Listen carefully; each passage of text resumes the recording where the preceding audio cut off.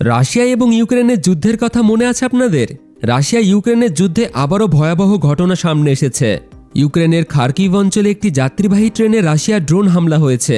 এই হামলায় অন্তত 12 জন সাধারণ মানুষ মারা গেছে এবং আরও অনেক মানুষ আহত হওয়ার খবর আছে। সেই সাধারণ মানুষই আবার সবচেয়ে বেশি ক্ষতির শিকার হচ্ছে, যাদের সঙ্গে যুদ্ধের কোনো সম্পর্কই নেই। এই ঘটনার পর ইউক্রেনের প্রেসিডেন্ট জেলেনস্কি কড়া প্রতিক্রিয়া দিয়েছেন। তিনি বলেছেন, সাধারণ মানুষের ওপর এই ধরনের হামলা সন্ত্রাসবাদ ছাড়া আর কিছুই নয়।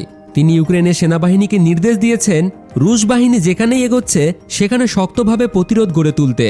জেলেনস্কির মতে, ইউক্রেন এখন নিজের অস্তিত্ব বাঁচানোর জন্য লড়াই করছে। ইউক্রেনের দাবি, শুধু এক জায়গায় নয়, কিয়েভ, খার্কিভ, ওডেসা এবং জাপোরিঝিয়া সহ একাধিক শহরে হামলা চালানো হয়েছে।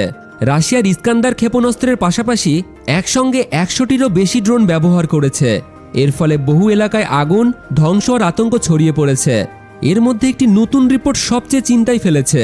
Centre for strategic and international studies জানিয়েছে, এই যুদ্ধে রাশিয়া ও ইউক্রেন মিলিয়ে নিহত, আহত, নিখোঁজ সেনার সংখ্যা শিগগিরই প্রায় 20 লক্ষে পৌঁছে যাবে। আর এটা দ্বিতীয় বিশ্বযুদ্ধের পর এত বড় সেনা ক্ষতির ঘটনা খুবই বিরল। 4 বছর ধরে যুদ্ধ চলছে, রাশিয়া ধীরে ধীরে এগোচ্ছে, আর ইউক্রেনও কম অস্ত্র নিয়েও লড়াই চালিয়ে যাচ্ছে। কিন্তু সত্য একটাই, যুদ্ধ যত দীর্ঘ হবে তত বেশি মানুষের প্রাণ যাবে। এই যুদ্ধ কবে থামবে সেটাই এখন সবচেয়ে বড় প্রশ্ন। তো বন্ধুরা, আপনাদের কি মনে হয় এই যুদ্ধ নিয়ে? কমেন্টে অবশ্যই জানাবেন।